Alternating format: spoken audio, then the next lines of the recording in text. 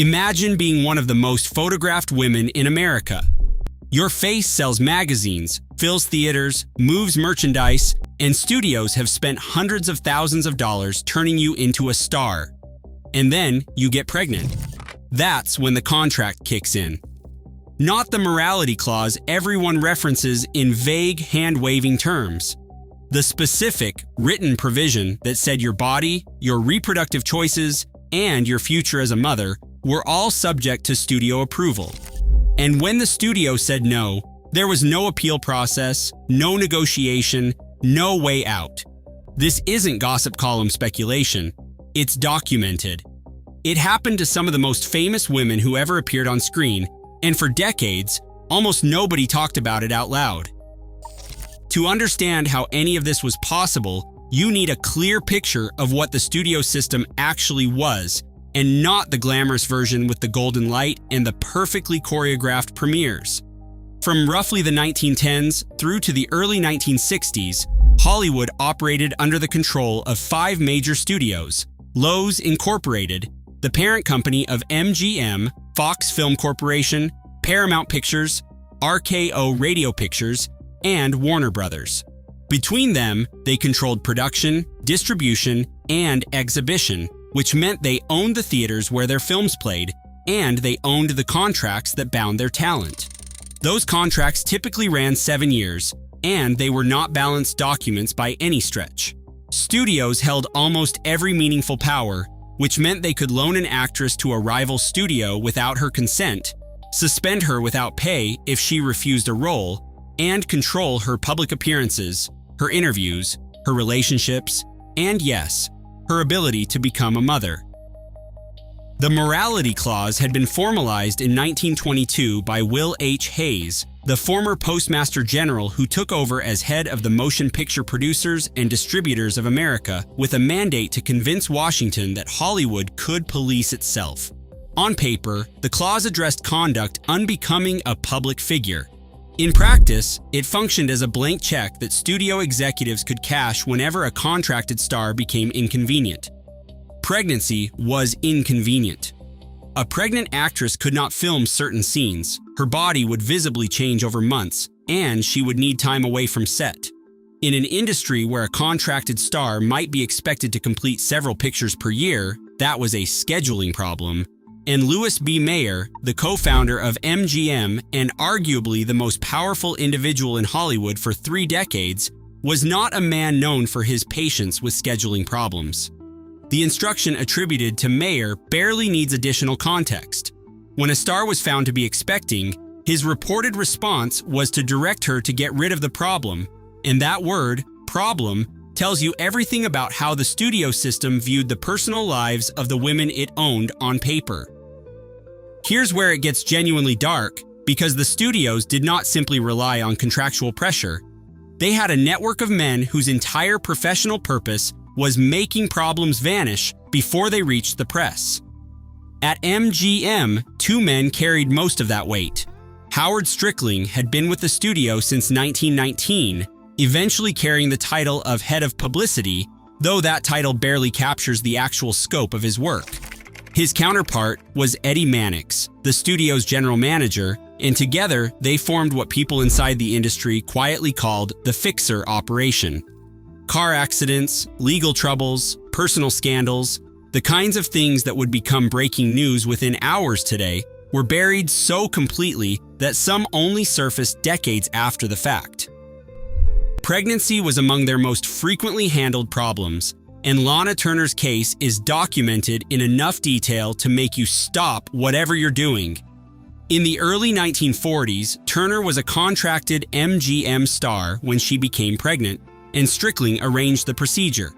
It took place in a hotel room in Hawaii without anesthesia, and the studio covered the cost at $500, the equivalent of roughly $10,500 in today's terms according to EV Magazine in 2023. That $500 was then deducted directly from Turner's own paycheck, and 1 week later, she was back on set filming Ziegfeld Girl. I genuinely don't know what to do with that information except present it plainly and let it sit. Judy Garland's situation extended across years rather than a single incident. By the time she turned 19 and married composer David Rose, MGM had already been controlling her weight, her sleep, her stimulant intake, and her public image since she was a teenager. When she became pregnant, her mother and the studio arranged a procedure together, and 2 years later, following a relationship with Tyrone Power, Strickling arranged a second one. Garland spoke about the first pregnancy in terms that made her lack of control over the decision unmistakably clear, and her account, preserved in a PBS American Masters documentary, describes her mother telling her she couldn't have the baby. "It's mine," Garland recalled saying. "I have to have it." She didn't. Rita Moreno's account is perhaps the most harrowing of all. She has spoken publicly about a procedure arranged when she discovered she was pregnant by Marlon Brando, explaining that she had not wanted to end the pregnancy, but understood that Brando did not want the child, and that continuing would effectively end her career. The person who performed the procedure caused serious complications, and Moreno came close to losing her life.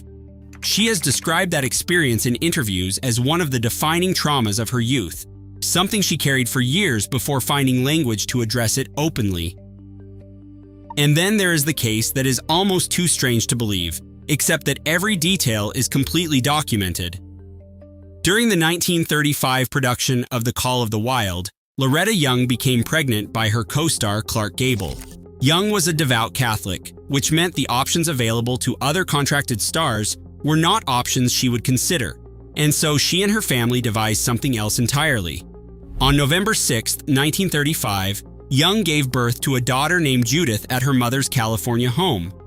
The baby was then hidden for 19 months, looked after by private nurses, and placed in an orphanage at certain points before Young's mother collected the child and Loretta staged a formal legal adoption of her own biological daughter. She told the press she had adopted an orphan, and the press believed her. What makes the whole arrangement even more surreal is the detail that comes next.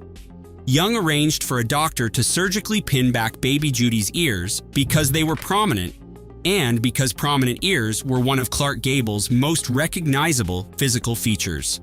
The surgery was performed specifically to erase a resemblance that might invite the wrong questions from the wrong people, which is a sentence that requires a moment to fully absorb. Judy Lewis, that daughter, grew up without knowing the full truth of her origins, and in 1994 she published a memoir titled Uncommon Knowledge, in which she publicly confirmed that Clark Gable was her biological father. Loretta Young never confirmed the account during her lifetime, and she passed away in 2000. The studio system did not only pressure women into procedures. In Young's case, it created conditions under which a mother felt she had to conceal her own child for a year and a half, legally adopt her, and alter the baby's physical appearance to protect a secret. That isn't a scandal in the tabloid sense of the word. That is a system of coercion operating at a level most people never came close to imagining. The studio system began cracking in the late 1940s when a Supreme Court antitrust ruling forced studios to divest their theater chains, removing a major pillar of their control over the industry. Television reshaped audience habits from the outside, while Olivia de Havilland won a landmark court case from the inside that limited how studios could extend talent contracts.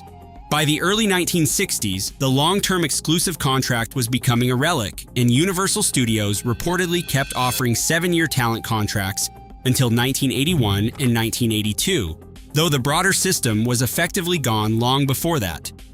You would think the collapse of that system meant the end of this particular form of control over women in entertainment.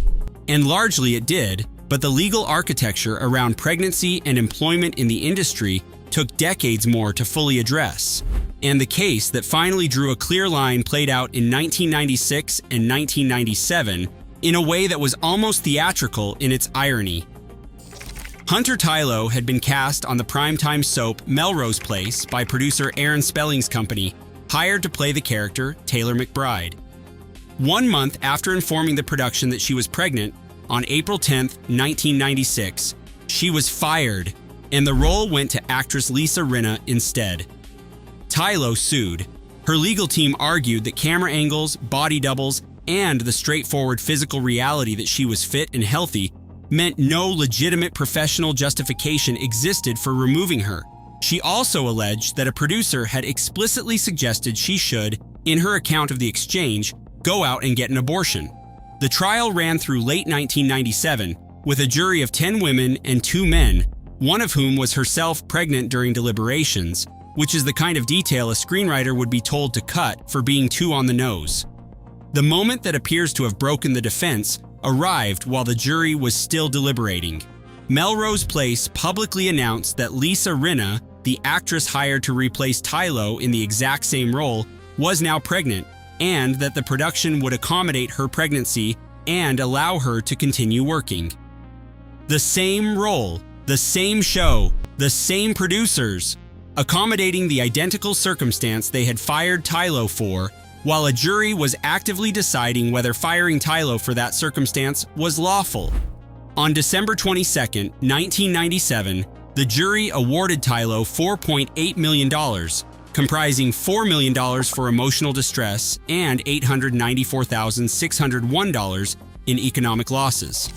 The emotional distress figure was believed to be the largest such award in entertainment industry history at the time, and Hollywood dealmakers said publicly afterward that the decision would force producers to account in real and contractual terms for the reality that actresses might become pregnant, which sounds like a reasonable baseline expectation to hold about human beings. It took a jury and nearly $5 million to establish it legally, but there it is. The story of what studios did to actresses during the Golden Age tends to get summarized in ways that soften the reality. Morality clauses, studio control, the system. Those phrases are accurate, and they are also usefully abstract in a way that keeps the specific details at arm's length. What actually happened was specific. It happened in hotel rooms without anesthesia, with the bill charged back to the woman the studio had just subjected to it. It happened in the homes of mothers who told their daughters they had no choice. It happened to women who nearly didn't survive what was arranged for them. And it happened to a child whose ears were operated on so she would not look too much like her own father by the mother who was simultaneously hiding her from the world. All of it happened because a contract said it could, and because the men who wrote those contracts held enough power that nobody was in a position to argue otherwise. The contracts eventually changed. The legal protections arrived slowly and expensively, but the stories were always there, passed between actresses in lowered voices, surfacing in memoirs and documentaries and courtrooms long after the fact. Now they are just history, and the kind worth knowing. The gap between how Hollywood presented itself and what was actually written into those contracts is exactly the territory this channel covers.